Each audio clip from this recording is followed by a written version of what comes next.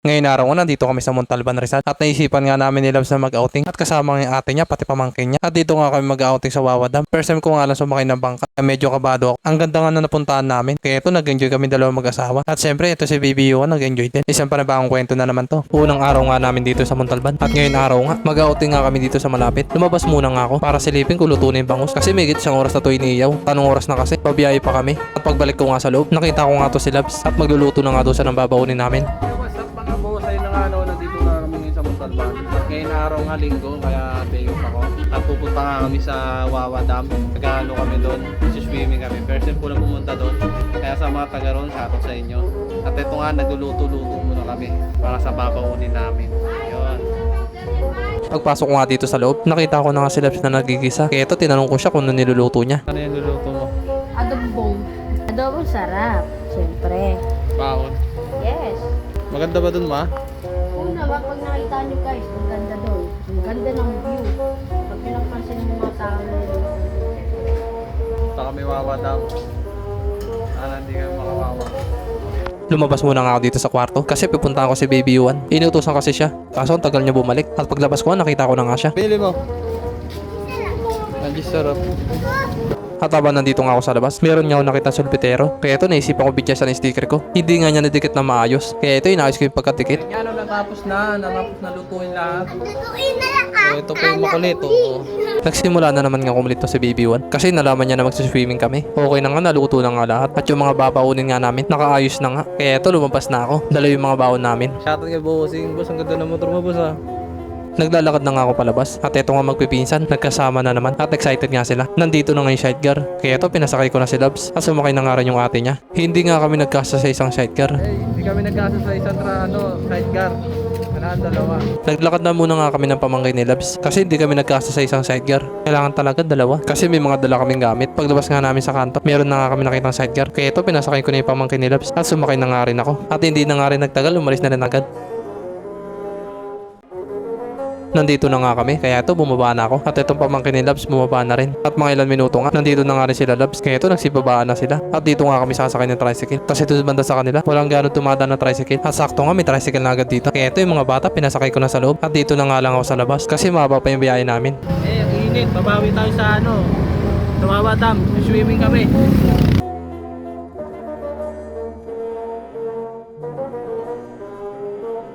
Makalipas nga ng 30 minutes, nandito na nga kami. Kaya ito bumaba na ako. At yung iba nga nagsibabaan na rin. Naglakad pa nga kami ng konti. Kasi medyo malayo pa dito yung Wawa Dam. Makikita niyo magandang wawa.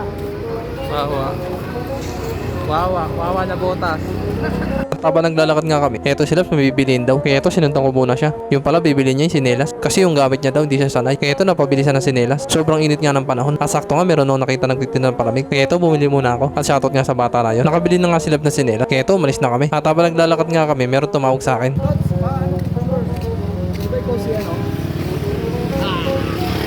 Pinapalo kita, tangin na wala akong net eh. Nakapa tayo na followers. Mangyan. Siyempre si Maxi Kamang yan, boy. Biglang ako nagulat. Kasi sa layo na to, meron pa rin nakakilala sa akin. Kaya ito agad siya nagpa-picture sa akin. Yun, shoutout sa'yo, boss. Shoutout. Kami, ligo may wawa. At buti na nga lang, meron akong dalang sticker. Kaya ito agad ko siyang binigyan. Baka matagalan ulit akong bumalik dito. Wala, ang dami na. Agad dito pa naman. Boss, salamat ko sa. Salamat po. Sabi, ang laki na narating ng natin, followers, mga boss.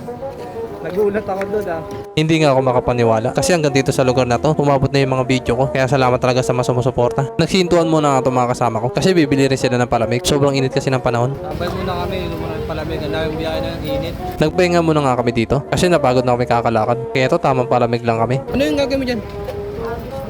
Ano nga, Gis? Saan? Doon, bago tayo pumasok. Ganon? Kami ganon? Para ano lang, alay. Oh. Guys, magagos tayo ng piso. Para alay tayo.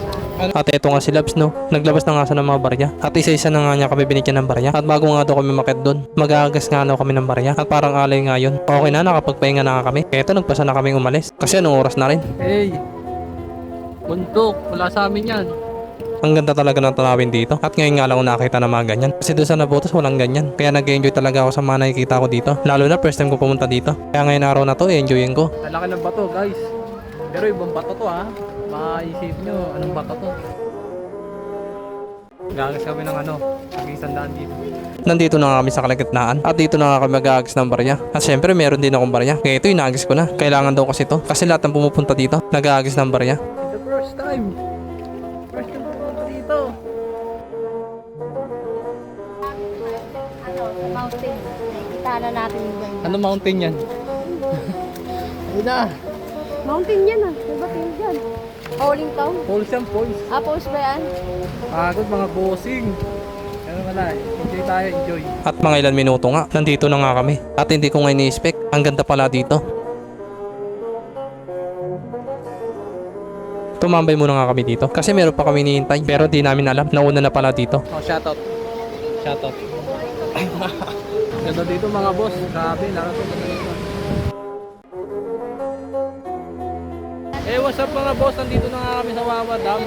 Sobrang ganda dito, parang yung kasama ko.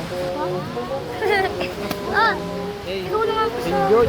Tumambay muna nga kami dito. Kasi meron pa kami hinihintay. At eto ang dalawang pamangkin ni Labs. Sisilipin daw nila yung Wawa Dam. Kaya ito inayaan na lang namin. Kasi meron pa kami hinihintay. Baka magkasalisiyan. At eto nga si Labs. Nagugutom na nga daw siya. Kaya ito kakain muna nga daw siya. Kasi umalis kami na walang kain. Nakain na daw siya, nagugutom na. Ayun nga, dahil niya sa biyahe. Kasi kahit ako nagugutom na eh. Pero mamaya na, kami kakain. Kakain muna nga daw siya. Kasi kanina pa siya nagugutom. At lalo na ngayon, meron pa kami hinihintay. Putit na siya. Hindi pa kami talaga dito, totally doon pa kami oh. Papasok kami doon oh. Doon pa sa ano. Meron pa kasi naminihintay kaya waiting muna kami. At eto nga, inubutan na ako ng tinapay ni Labs kasi nakakaramdam na rin ako ng gutom. Umalis kasi kami na walang kain. Kasi akala namin, pagdating namin dito, makakain agad kami. Pero hindi pala, kasi meron pa kami hinihintay. Kaya itong tinapay muna kakainin namin habang naghihintay kami. Okay na, nakakain na nga ako. Kaya ito, tamang-tabi lang ako dito sa taas habang hinihintay namin yung mga kasama namin.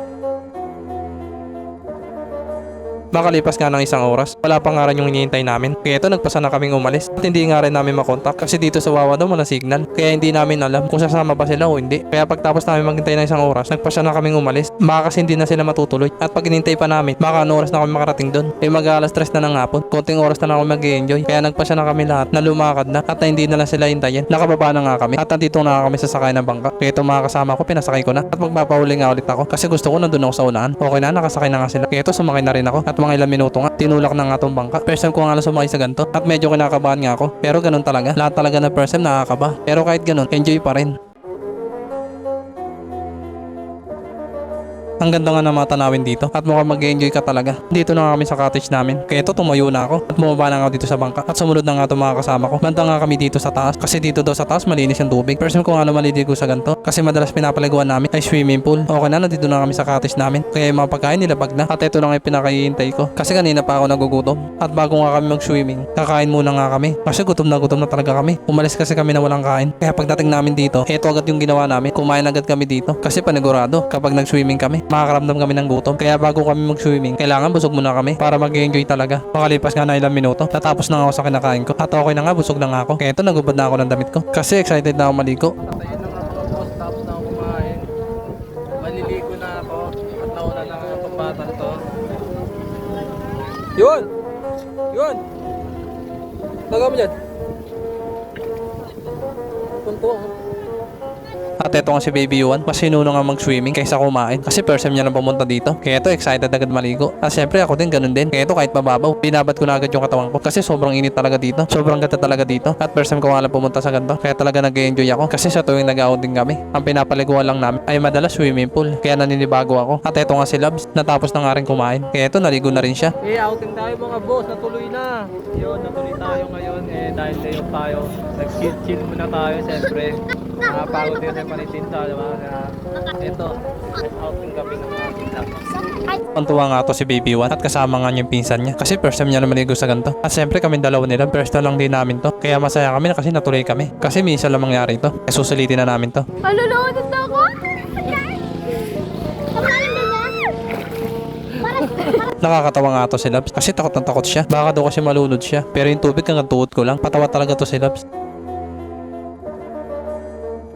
What's up mga boss? Ayun na nga ano to? Ano ba? Nababasa ako. Ayun nga no, malulubat na yung cellphone ko, 21% na lang. Kaya mamaya na yung mga kasunod, hindi ko mabibidyo lahat. Baka mamaya na pag alis namin. Hanggang dito na mga boss, peace! Nagpa siya na nga kami bumalik sa cottage namin. At ito pa ngayong banyos mga boss. Kasi malulubat na yung cellphone ko. Kaya yung mga ibang video, hindi nyo na masisilayan mga boss. Kasi titipirin ko yung battery ko para matapos ko lang tong kwento na to. At ito nga si Baby Yuan. Ayaw pa rin nga niyang umahon. At tuwa pa nga rin siya. Kasi first time niya maligo sa ganito. Ito tuwa siya. Kaya inayaan muna namin siya hanggang magsama sa maligo. Kasi mga ilan oras na lang, uuwi na rin kami. Light update, yun na nga mga boss. Malubat na yung aking cellphone. 70% na lang. Kaya nagtitipid-tipid ako. Isang oras na nga nakalipas at ito nga magpipinsan. Hindi pa nga rin umahon sa tubig. Kaya ito inayaan lang namin sila. Kasi minsan lang mangyari to. Alas 6 na nga ng hapon. Kaya ito si Baby Yuan umahon na. Kasi nandito yung bangka namin. Alas 6 na kasi. Bibihis muna ako. Palipas nga na ilang minuto. Ito nga nakabihis na nga ako. At pati nga to si Labs. Okay na nga rin, nakabihis na nga rin siya. Kaya pumunta na kami ng bangka para sumakay na nga rin. Alas 6 na kasi ng hapon. At ito nga mga kasama namin nakasakay na nga. Parang kanina lang ayaw pa umahon. Dito naman ako banda sa likod sasakay. Kasi kanina nandun ako sa unahan. Okay na, nakasakay na nga ako dito sa bangka. Kaya ito umupo na ako. At katabi ko nga dito si Labs. At mga ilang minuto nga, umalis na nga tong bangka sinasakyan namin. Konting oras lang nga kami nandito. Pero okay na yun. At least nag-enjoy kami lahat. Makalipas nga ng 20 minutes, nandito na nga kami sa Wawa Dam. At ito nga ang ganda ng tanawin dito. At ito nga yung pinupunta ng mga turista dito. First time ko nga lang makita to, kaya mga ako. Sana maulit pa to. Kung mayroong pagkakataon, ulitin ko to. Ito na nga kami sa Pangpang, kaya ito tumayo na ako. At ito mga kasama ko, nagsisibabaan na nga rin sila. Okay na, nagsisibabaan na nga sila. Kaya sumunod na rin ako sa kanila. Kaya mo na yan! Ayun na yan, tulong mo. No. Ito nga pamangkin ni Labs, pinagtripan pa nga siya kasi hindi kaya ni Labs na pumapa sa bangka. Okay na, nakababa na nga kami lahat at masaya nga kami lahat kasi natuloy itong outing na to. Sarap. Ha? Tawa ba? Huminto muna nga ako sa paglalakad kasi ito si Labs kumuha ng sticker sa likod ko kasi mayroong bata na nakakilala sa akin. Kaya ito naisipan ni Labs na bigyan ng sticker. Shoutout to.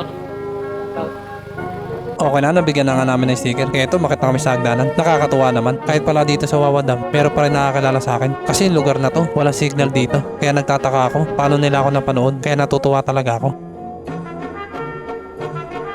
What's up mga boss? Ay na nga no, natapos na namin isang araw ng buhay namin ng asawa ko si Lab. At ngayon araw nga, ayun nga, may malulobot na kasi itong cellphone ko kaya dito na ako mag-outro mga boss. Hindi nyo na malisilayan ang pagsakay ng papunta sa amin. Shoutout kay Lab, pakipalo naman siya. Kaya paano mga boss hanggang dito na lang. Peace, salamat.